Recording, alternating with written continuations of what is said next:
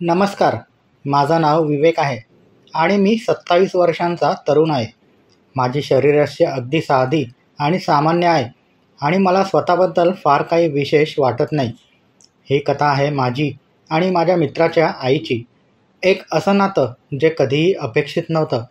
होय, तुम्ही जे ऐकलं ते खरं आहे, पण त्यातला भावनांचा प्रवास खूप वेगळा आहे. माझा एक बालपणीचा मित्र आहे.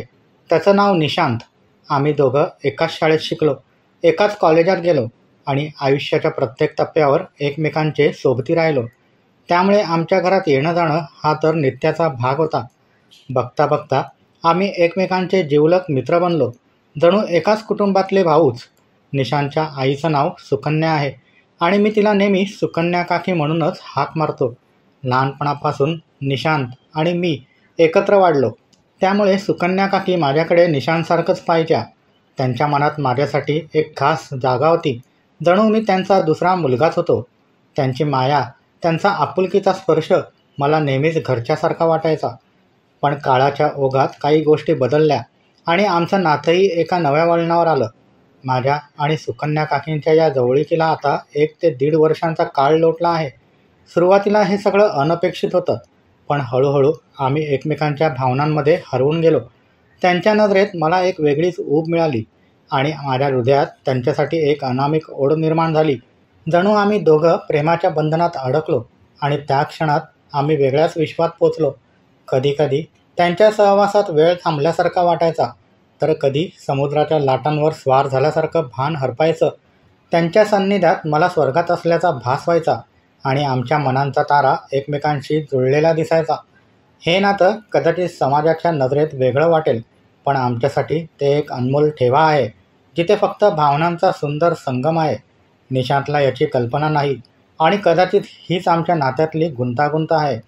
तरीही सुकन्या काकींसोबतचा हा प्रवास माझ्यासाठी एक अनपेक्षित पण गोड स्वप्नवत आहे. निशांत लहान असताना त्याच्या वडिलांचं निधन झालं होतं. त्या दुःखद घटनेनंतर निशांत आणि त्याची आई सुकन्या काकी त्यांच्या एकटेपणाला साथ देण्यासाठी त्यांच्या संयुक्त कुटुंबात राहायला आले. माझं घर तिथेच होतं, पण काही काळानंतर निशांत आणि त्यांचं कुटुंब जवळच्याच एका सोसायटीत शिफ्ट होऊन तिथेच स्थायिक झाले. पण आमचं नातं कायम राहिलं. निशांत जेव्हा शाळेत दाखल झाला, तेव्हाच आमची मैत्री फुलायला सुरुवात झाली. मग कॉलेजच्या काळातही आम्ही एकत्र होतो आणि हळूहळू आमच्या आयुष्याच्या प्रत्येक टप्प्यावर एकमेकांचे सोबती बनलो. त्यामुळे त्याच्या घरचे सगळे मला ओळखीचे झाले होते. मी त्याच्या घरी सहज यायचो जायचो आणि तोही माझ्या घरी यायचा. आमच्यातलं नातं इतकं घट्ट झालं की आम्ही एकमेकांना घरच्यासारखेच वाटायचो. कॉलेज संपल्यानंतर मी नोकरीला लागलो, तर निशांतने त्याच्या कौटुंबिक व्यवसायाची जबाबदारी स्वीकारली. पण आमची मैत्री तितक्याच ताकदीने टिकून राहिली.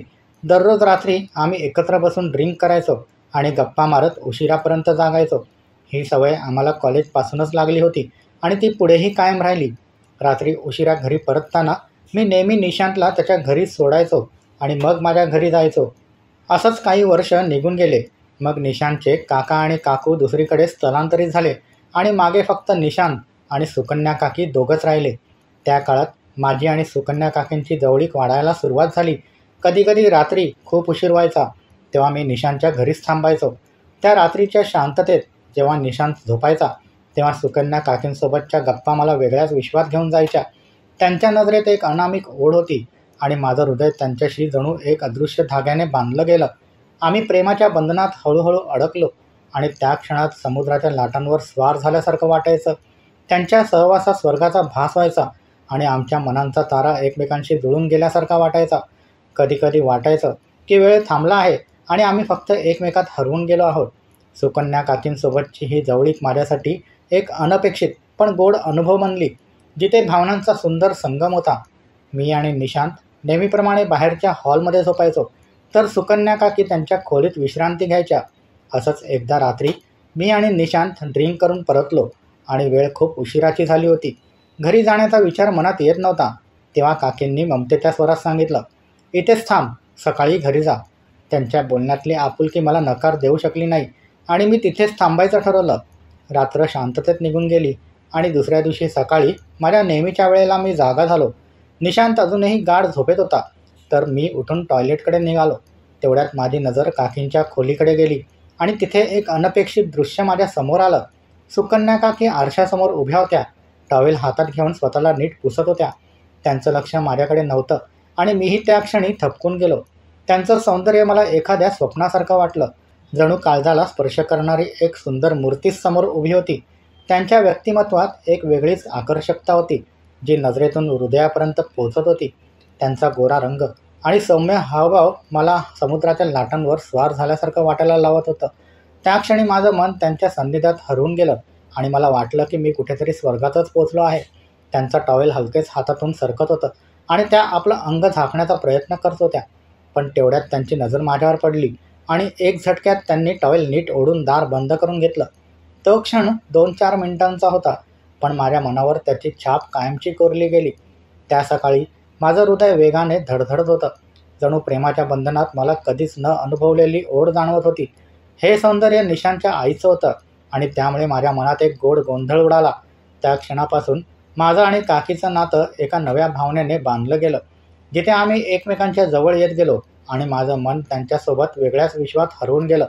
तो अनुभव माझ्यासाठी एक अनपेक्षित पण अविस्मरणीय स्वप्नवत ठरला. मी टॉयलेटला गेलो आणि तिथे एकटेपणात माझं मन शांत करण्याचा प्रयत्न केला. सुकन्या काकींच्या त्या सुंदर रूपाचा विचार माझ्या मनात घोळत होता आणि मी स्वतःला सावरत बाहेर आलो. तोंड धुवून मी किचनकडे गेलो, तेव्हा काकी तिथे काहीतरी करत होत्या. पाण्याचा ग्लास हातात घेत मी त्यांच्याकडे पाहिलं आणि मनातून एक अस्वस्थता जाणवली. मी हळूच म्हणालो, काकी सॉरी. माझा आवाज थरथरत होता. काकींनी शांतपणे उत्तर दिलं, ठीक आहे विवेक, विसरून जा ती गोष्ट. खरं तर माझीच चूक झाली. मला दार लावायला हवं होतं. त्यांच्या बोलण्यात राग नव्हता, फक्त एक मायेची छटा होती. मी घाईघाईने म्हणालो, नाही काकी, मला अचानक जाग आली आणि टॉयलेटला निघालो होतो. तुम्ही तिथे दिसल्यात. माझा हेतू नव्हता बघायचा, पण नजरच गेली. मी मुद्दाम केलं नाही. सॉरी. परत असं कधीच होणार नाही. काकींनी मंद हसत माझ्याकडे पाहिलं आणि म्हणाल्या, अरे बाळ, मी तुझ्यावर चिडले नाही आहे. सॉरी सॉरी कशाला बोलतोस. त्यांनी माझ्या गालावर हलकेच हात फिरवला आणि त्या स्पर्शातून एक अनामिक ऊब माझ्या मनात पसरली. मीच विसरले होते की घरात 2 तरुण मुलं आहेत. पुढेपासून काळजी घेईन. त्या पुढे म्हणाल्या. मी त्यांच्या मऊ हाताचा तो फील घेत म्हणालो, थँक्यू काकी, तुम्ही समजून घेतलंत म्हणून. त्या क्षणी माझं हृदय त्यांच्या जवळकीत हरवून गेल्यासारखं वाटलं. अरे, तू तर माझा मुलगाच आहेस ना, काकींनी हसत सांगितलं. मग जास्त विचार करू नकोस आणि ते सगळं मनातून काढून टाक.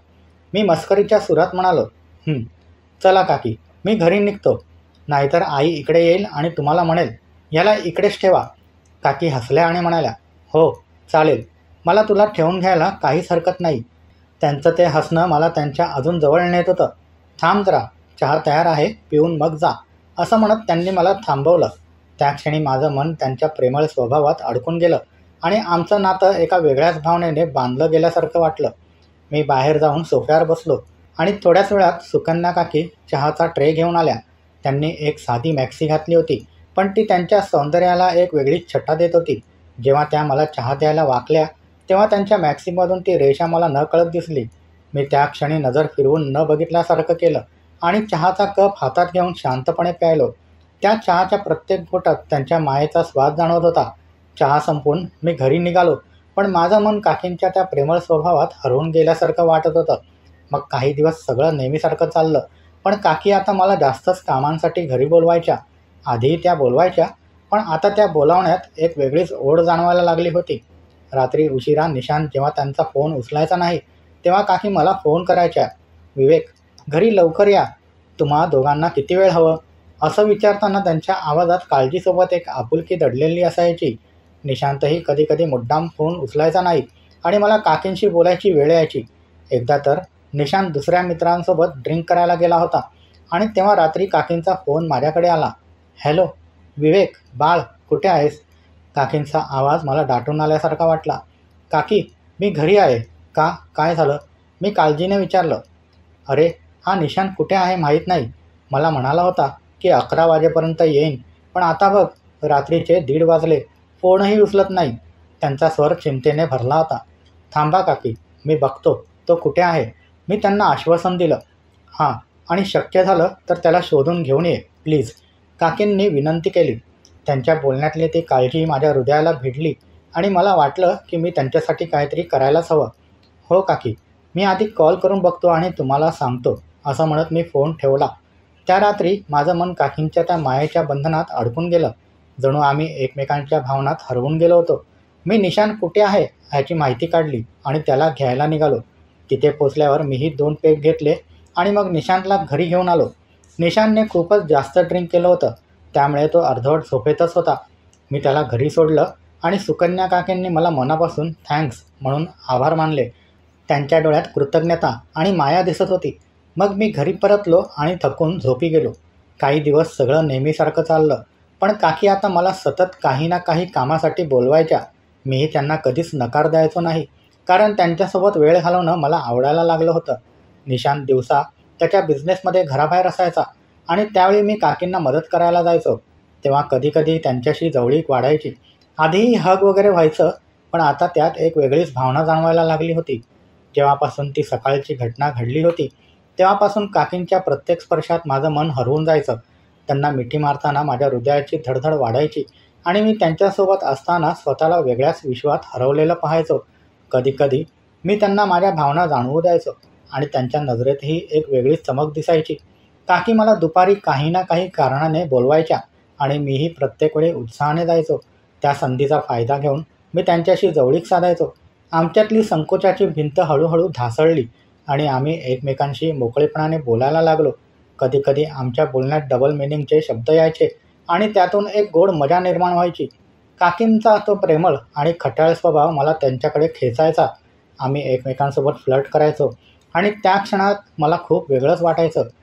त्यांच्यासोबतचा प्रत्येक संवाद मला स्वर्गात असल्याचा भास करवायचा. कधीकधी वाटायचं की हे सगळं खरंच घडतंय का? पण हळूहळू माझं मन त्यांच्या मायेच्या बंधनात अडकत गेलं आणि आमचं नातं एका अनपेक्षित पण सुंदर वळणावर येऊन ठेपलं.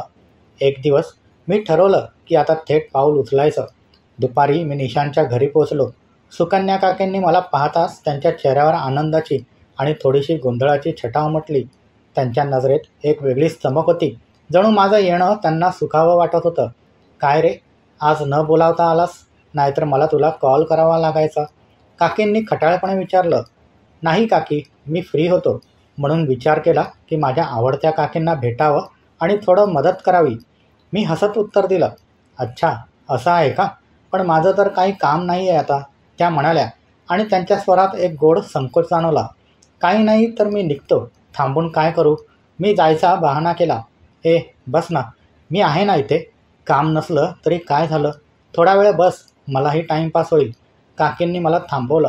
त्यांच्या बोलण्यातली ती आपुलकी मला जाणवली. मी मान्य केलं आणि सोफ्यावर बसलो.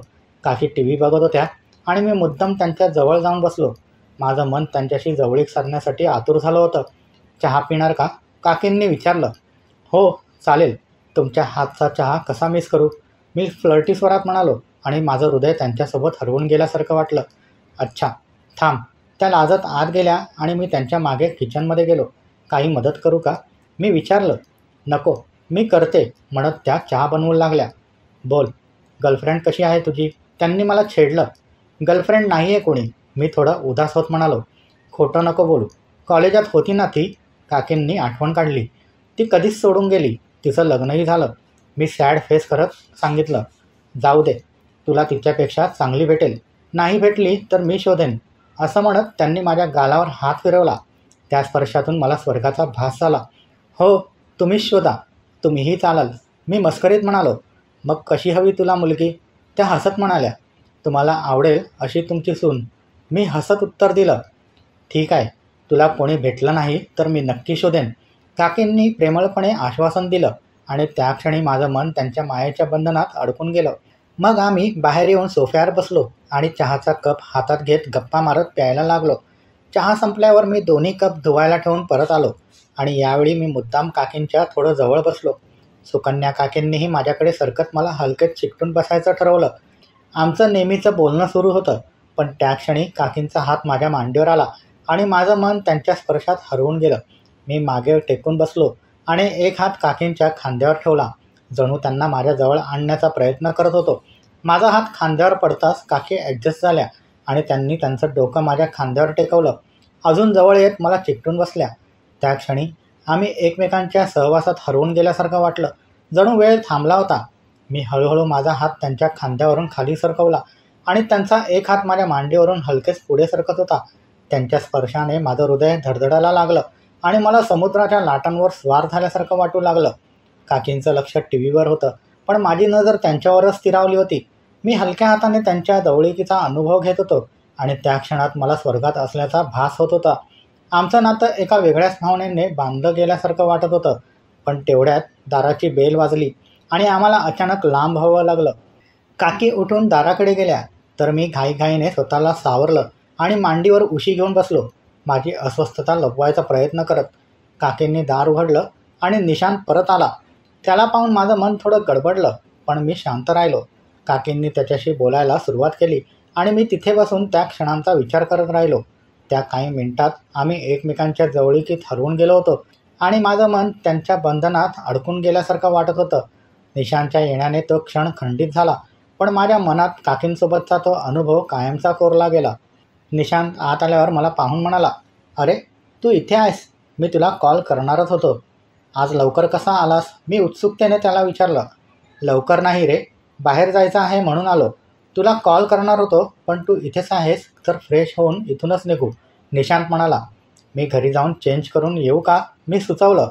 "हो ठीक आहे, पण तू ऑफिसवरून डायरेक्ट इथे कसा आलास?" निशांतने थोडा विचार करत विचारलं. काकींनी पटकन उत्तर दिलं, "अरे, मीच बोलावलं होतं त्याला. तू तर काय काम करत नाहीस म्हणून सांगितलं की लगेच येतो हा. त्याला बोलावलं मी." त्यांच्या स्वरात माझ्याबद्दलची माया लपून राहिली नव्हती. "ओके," निशांत म्हणाला. "आणि भावा, तू आईचा इतका ऐकतोस म्हणून ती मला शिव्या देते असं बघ." तो मस्करीत म्हणाला. "तसं काही नाही यार," मी हसत म्हणालो. "तू आता बिझी असतोस, मीही असतो, पण फ्री असलो की येतो. त्यात काय एवढं? लहानपणापासून एकत्र आहोत ना, सो चालतं हे सगळं. तू पण माझा मुलगाच आहेस म्हणून हक्काने सांगते," काकींनी प्रेमळपणे म्हटलं. "हो काकी, मला माहीत आहे," मी उत्तर दिलं. "एक काम कर, आई दत्तक घे त्याला आणि मी घराबाहेर निघतो." निशांतने मस्करी केली आणि फ्रेश व्हायला गेला. मीही तिथून घाईने निघालो. घरी जाऊन फ्रेश झालो, चेंज केलं आणि बाहेर पडलो. निशांतही आला आणि आम्ही त्याचं काम आटोपून ड्रिंक करायला बसलो. रात्री उशीर झाला म्हणून मी निशांतच्या घरीच झोपायचं ठरवलं. निशांत झोपला आणि मी फोनवर टाईमपास करत होतो, तेव्हा काकींचा मेसेज आला. "झोपलास का?" काकींनी विचारलं. "नाही, झोप येत नाही आहे. तुम्ही अजून झोपला नाहीत?" मी प्रत्युत्तर दिलं. "नाही, तुम्ही दोघं झोपलात का ते बघत होते," काकी म्हणाल्या. त्यांच्या शब्दातून मला त्यांची काळजी जाणवली आणि माझं मन त्यांच्यात हरवून गेलं. "निशांत झोपलाय काकी, मी फक्त टाईमपास करत होतो," मी सांगितलं. "ओके, झोप लवकर, सकाळी उठायचं आहे तुला," काकींनी सांगितलं. त्या क्षणी मला त्यांच्यासोबतचा तो नात्याचा धागा स्वर्गात असल्यासारखा वाटला आणि मी फोन ठेवून त्या गोड भावनेत हरवून गेलो. मग मी झोपी गेलो आणि सकाळी मी नेहमीपेक्षा थोडं लवकर उठलो. सुकन्या काकी तेव्हा बाथरूममध्ये फ्रेश होण्यासाठी गेल्या होत्या. कदाचित नुकत्याच जाग्या झाल्या असाव्यात. मी शांतपणे वाट पाहू लागलो की त्या कधी बाहेर येतील. त्या बाहेर आल्या आणि त्यांच्या खोलीकडे निघाल्या. उत्सुकतेने मी हळूच लपून त्यांच्याकडे पाहू लागलो. काकींनी पुन्हा दार लावायचं विसरलं आणि त्या आरशासमोर उभ्या राहून अंग पुसू लागल्या. त्यांचं सौंदर्य मला पुन्हा एकदा थक्क करून गेलं. त्या वाकल्या आणि त्यांचं रूप मला एखाद्या स्वप्नासारखं दिसलं. जणू काळजाला भिडणारी एक सुंदर आकृती समोर उभी होती. माझं मन त्यांच्या त्या सौम्य हावभावात हरवून गेलं आणि माझ्या हृदयाची धडधड वाढली. त्या वळल्या आणि स्वतःला आरशात निरखत होत्या. त्यांचा गोरा रंग आणि नाजूक हालचाली मला समुद्राच्या लाटांवर स्वार झाल्यासारखं वाटायला लावत होत्या. त्यांनी हाताने स्वतःला हलके स्पर्श केला आणि मग थांबल्या. नंतर त्यांनी काळ्या रंगाची ब्रा पॅन्टी घातली आणि त्यावर मॅक्सी चढवली. मी घाईघाईने माझ्या जागेवर परतलो आणि झोपायचं नाटक सुरू केलं. काकींनी मला झोपलेलं पाहिलं आणि हळूच मला उठवलं. त्यांच्या आवाजातली माया मला स्वर्गात असल्याचा भास करवत होती. मी उठलो, बाथरूमला जाऊन आलो आणि काकींनी मला चहा दिला. चहाचा हात घेऊन मी घरी निघालो. घरी पोचल्यावर मी विचारात हरवून गेलो. आजचं ते दृश्य माझ्यासाठीच होतं असं वाटत होतं. काकींनी रात्री स्वतःहून मेसेज केला होता, "सकाळी लवकर उठायचं आहे," आणि याआधी कधी असं घडलं नव्हतं. त्या दिवशी मी त्या गोड आठवणीत हरवून गेलो. जणू माझं मन त्यांच्या जवळीकीत अडकून गेलं होतं. पुढचे 2-3 दिवस सगळं नेहमीसारखं चाललं, पण काकींचं ते रूप माझ्या डोक्यातून जायचं नाव घेईना. त्यांच्या सौंदर्याचा तो प्रभाव माझ्या मनावर कोरला गेला होता. शेवटी मी ठरवलं की पुन्हा एकदा प्रयत्न करायचा. म्हणून दुपारी ऑफिसमधून निघताना मी काकींना कॉल केला. माझं हृदय त्यांच्या भेटीच्या ओढीने धडधडत होतं. "हॅलो काकी, काय करता?" मी फोनवरून उत्साहाने विचारलं. "काही नाही रे, बसलंय टी व्ही बघत." काय झालं? काही काम आहे का? काकींनी त्यांच्या नेहमीच्या स्वरात उत्तर दिलं. नाही, असाच कॉल केला. मी थोडं संकोचात म्हणालो. ठीक आहे, मग काय बोलतोस? बोल ना. काकींनी मला प्रोत्साहन दिलं. काही नाही, तुम्हीच बोला, मी म्हणालो. कारण मला काय बोलावं ते सुचत नव्हतं, पण त्यांचा आवाज ऐकायची ओढ होती. अरे, बरं झालं तू कॉल केलास. माझं एक काम आहे. फ्री होशील तेव्हा ये घरी, काकींनी सांगितलं आणि माझं मन त्यांच्या बोलण्यात हरवून गेलं. मी आता फ्री आहे, येऊ का लगेच? मी उत्सुकतेने विचारलं. हो, चालेल, ये मग, काकींनी हसत परवानगी दिली. आलोच लगेच, असं म्हणून मी फोन ठेवला आणि डायरेक्ट निशांतच्या घरी निघालो. पोचलो तेव्हा काकी टी व्ही बघत बसल्या होत्या. मी आत गेलो आणि सोफ्यावर बसलो. काकींनी उठून मला पाण्याचा ग्लास आणून दिला आणि त्यांच्या त्या साध्या कृतीतही मला त्यांची ओढ जाणवली. बस, पाणी पी आणि मग हा फोन बघ जरा, नीट चालत नाही आहे, काकींनी सांगितलं. ठीक आहे, मी म्हणालो आणि त्यांचा फोन हातात घेऊन चेक करायला सुरुवात केली. त्यातले काही फालतू ॲप्स मी डिलीट केले आणि त्यांना समजावलं. काकी, काहीही डाउनलोड करू नका, म्हणूनच फोन स्लो झाला होता. आमचं बोलणं सुरू झालं आणि त्या क्षणात माझं मन त्यांच्या सहवासात हरवून गेलं. मागच्या वेळेसारखंच आजही आम्ही सोफ्यावर चिकटून बसलो होतो. मी हळूच माझा हात काकींच्या खांद्यावर ठेवला आणि त्या ॲडजस्ट होत माझ्या खांद्यावर डोकं टेकून जवळ बसल्या. त्या जवळीकीत मला समुद्राच्या लाटांवर स्वार झाल्यासारखं वाटलं. आमचं बोलणं सुरू असताना त्यांचा स्पर्श मला स्वर्गात असल्याचा भास करवत होता. त्यांच्या प्रत्येक शब्दातून एक अनामिक ओढ जाणवत होती आणि माझं हृदय त्यांच्या बंधनात अडकून गेल्यासारखं वाटत होतं. त्या क्षणी आम्ही एकमेकात हरवून गेलो आणि मला वाटलं की हा क्षण कायम टिकावा. आम्ही दोघं सोफ्यावर बसून काहीतरी फालतू बोलत होतो आणि हळूहळू आमची जवळीक वाढत गेली. काकींचा हात माझ्या मांडीवरून फिरत होता आणि माझा हातही त्यांच्या जवळीकीचा अनुभव घेत होता. त्या क्षणी माझं मन त्यांच्या स्पर्शात हरवून गेलं आणि मी त्यांच्या सान्निध्यात एक वेगळीच ऊब अनुभवू लागलो. आमचं बोलणं सुरू असताना त्यांचा हात माझ्या जवळ आला आणि माझं हृदय त्यांच्या बंधनात अडकून गेल्यासारखं वाटलं. मी हळूच त्यांच्या जवळीकीचा आनंद घेत होतो आणि त्या नॉर्मल वागत असल्याचं पाहून माझी धडधड वाढली. आम्ही एकमेकांच्या सहवासात हरवून गेलो, जणू समुद्राच्या लाटांवर स्वार झालो होतो. थोड्या वेळाने मी त्यांच्या मॅक्सीत हात सरकवला आणि त्यांच्या जवळीकीचा तो स्पर्श मला स्वर्गात असल्याचा भास करवत होता. त्यांनीही मला हलकेच कुरवाळलं आणि त्या क्षणी आमचं नातं एका नव्या भावनेने बांधलं गेलं. मी त्यांचं डोकं हळूच खाली नेलं आणि त्यांनी मला प्रेमाने स्वीकारलं. त्यांच्या प्रत्येक कृतीत एक अनामिक ओढ होती आणि माझं मन त्यांच्या जवळकीत हरवून गेलं. थोड्या वेळाने त्यांनी मला सोडलं आणि वॉश बेसिनकडे गेल्या, तर मी त्यांच्याकडे पाहत राहिलो. माझ्या मनात एक गोड गोंधळ उडाला होता. मग मी त्यांच्या मागे त्यांच्या खोलीत गेलो आणि आम्ही एकमेकांच्या भावनात गुंतलो. मी त्यांना जवळ घेतलं आणि आम्ही एकमेकांना प्रेमाने आलिंगन दिलं. त्यांची मॅक्सी मी हळूच काढली आणि आम्ही एकमेकांच्या जवळ आलो. मी त्यांच्यावर होतो आणि त्या क्षणी आम्ही एकमेकात हरवून गेलो. त्यांचं सौंदर्य मला बुरळ घालत होतं आणि मी त्यांच्या जवळीकीचा प्रत्येक क्षण अनुभवत होतो. त्या मला साथ देत होत्या आणि आमच्या भावनांचा तो संगम मला स्वर्गात नेऊन सोडत होता. थोड्या वेळाने आम्ही एकमेकांच्या प्रेमात गुंतलो आणि माझं मन त्यांच्या बंधनात अडकून गेलं. शेवटी आम्ही शांत झालो आणि मी त्यांच्या बाजूला पडलो. आम्ही दोघंही थकून गेलो होतो, पण त्या क्षणात एक अनमोल भावना होती. काकींच्या जवळीकीत मी हरवून गेलो होतो आणि तो अनुभव माझ्यासाठी एक गोड स्वप्नवत ठरला. असं काय करता काकी? मी आश्चर्याने विचारलं. काही नाही, असं केल्यावर मजा येते, काकींनी हसत उत्तर दिलं आणि त्यांच्या स्वरात एक गोड खट्याळपणा होता. पण मी आत्ताच तर जवळ आलो. तुम्ही प्रेग्नंट झालात तर? मी काळजीने विचारलं. नाही होणार, माझं ऑपरेशन झालं आहे, तू टेन्शन नको घेऊ, काकींनी मला आश्वस्त केलं आणि माझं मन हलकं झालं. मजा आली का काकी? मी उत्सुकतेने विचारलं. हो, खूप. कित्येक वर्षांनी असं सुख मिळालं मला, काकींनी मनमोकळेपणाने सांगितलं आणि त्यांच्या डोळ्यात एक वेगळीच चमक दिसली. थँक्यू, मला हा क्षण दिल्याबद्दल, मी कृतज्ञतेने म्हणालो. मला कधी वाटलं नव्हतं की असं काही घडेल, पण जे झालं त्यात मजा आली. आता झालं, जास्त बोलू नको यावर, काकींनी हलक्या स्वरात सांगितलं. चल, आपण फ्रेश होऊया, नाहीतर कोणी येईल आता. आम्ही दोघं फ्रेश व्हायला गेलो, एकत्र आंघोळ केली आणि बाहेर आलो. कपडे घालून मी सोफ्यावर बसलो आणि काकी माझ्या बाजूला येऊन चिकटून बसल्या. त्या क्षणी माझं मन त्यांच्यात हरवून गेलं, जणू मन मोकळं झाल्यासारखं वाटलं. जे झालं ते मस्त होतं, पण हे कोणाला कळता कामा नये, काकींनी गंभीरपणे सांगितलं. हो काकी, जसं तुम्ही म्हणाल तसंच होईल, मी आश्वासन दिलं. त्या म्हणाल्या. काकी, एक विचारू? मी संकोचात म्हणालो. विचार ना, आता काय राहिले, फॉर्मॅलिटी कशाला? काकींनी हसत मला मोकळं केलं. परत होईल का असं आपल्यात? आज आपण इतके पुढे गेलो. मी विचारलं. मी असं काहीतरी शोधत होते आणि ते समोरच होतं हे मला कळलं. काकींनी खट्याळपणे सांगितलं. मग आधीच सांगायचं ना, किती मजा केली असती आपण. मी हसत म्हणालो. हो रे, पण सगळं नीट बघावं लागतं ना, काकींनी समजावलं. चला मी निघतो, आज तुम्ही खूप थकवलं मला, मी म्हणालो. अच्छा, एवढ्यात थकलास, पुढे काय होईल, काकी हसत म्हणाल्या. तेव्हा मी एनर्जी घेऊन येईन, मी प्रत्युत्तर दिलं आणि घरी निघालो. मी घरी पोचलो, पण माझं मन काकींच्या त्या जवळीकीत अजूनही हरवलेलं होतं. पुढचे काही दिवस मी ऑफिस आणि निशांतसोबतच्या भेटींमध्ये गुंतलो, पण काकींचा एक मेसेज किंवा कॉल यावा अशी अपेक्षा मनात कायम होती. एक दिवस दुपारी मला काकींचा फोन आला. विवेक, आज निशांत बाहेरगावी गेलाय आणि घरी एकटं वाटतंय, येशील का थोडा वेळ.